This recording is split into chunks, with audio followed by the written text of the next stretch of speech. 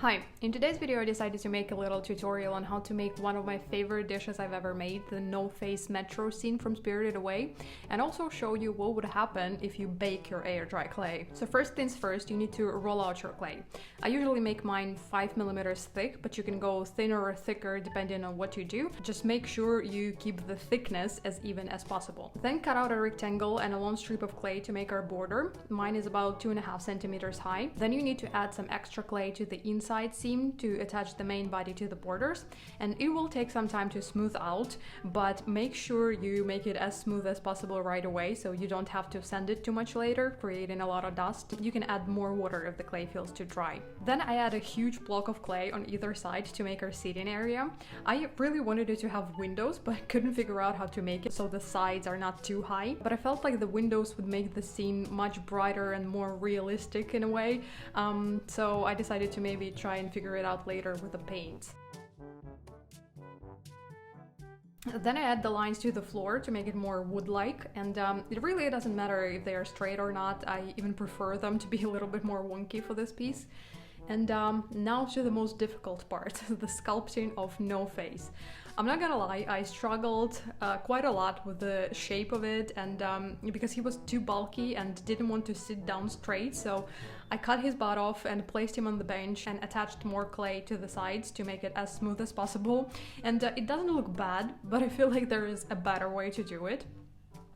Then I also added his hand and a mask because I wanted it to be more 3D. And honestly, I think it looks pretty great, but he seemed quite lonely there, and there was no way I was gonna even attempt to sculpt the girl, so I just added some little creatures here and there. And since I was impatient and I didn't want to wait a couple of weeks, sometimes even like a month, depending on the humidity and the thickness of a piece for it to dry, so I decided to speed up the process by putting it into my regular kitchen oven.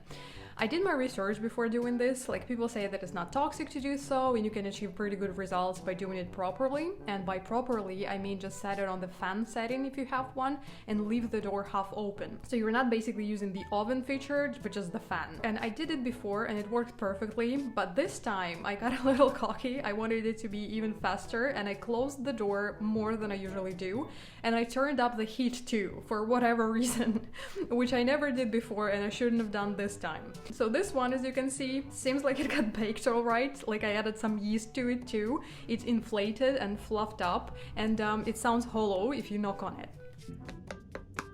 But before dealing with that, I decided to correct the bottom a little bit because it had a lot of wrinkles and some little cracks that I didn't correct when it was wet. I usually fix the bottoms after it dries a bit or even fully, so I can safely turn it upside down. So I just attach a bit more clay to all the cracks and imperfections and we're done. But while I was doing it, I got this intrusive thought. I wanted to poke the floor just to see if it's actually hollow, and I made a hole. Like perfectly round, looks like Marilyn Monroe's mole, but we really don't want it there. But I couldn't stop myself from poking it more and more, and like it just didn't seem right. And I couldn't just cover it with paint and varnish and call it a day, right? So I welcome you to the surgery room. Like I just want to know the situation. I need to know what we're working with.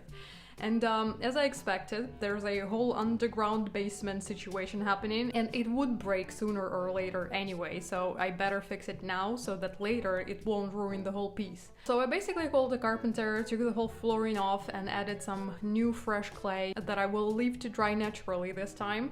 And this is what I love about air dry clay. Like no matter the problem, there's always a fix. Like have you seen a piece more broken that then gets fixed? By the way, if you find it hard to attach the wet clay to the dry clay, just spray the area with a little bit of water. So now to the satisfying part, painting. I painted the floor this warm brown and the seats dark red, which look pretty similar on camera, but you can see the difference in real life, even though it's like not very strong. And as I already said, I wanted it to have windows, so I just painted them on. I had to sacrifice a good chunk of the seat backs, but it's okay, I think it looks better this way.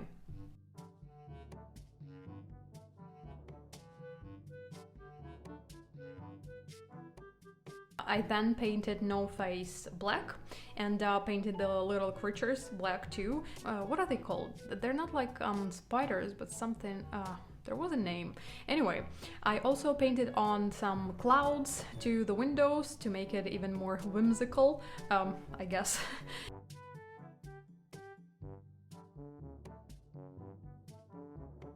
And then I painted the bottom too, and I think I could have done a much better job correcting all of the wrinkles and stuff, but I don't even remember why I left it this way actually. And then I painted on the face of No Face, which was quite a challenge because I couldn't like move my hand close enough to the figurine, but somehow I managed to paint a very good facial expression, I guess, or something like the face.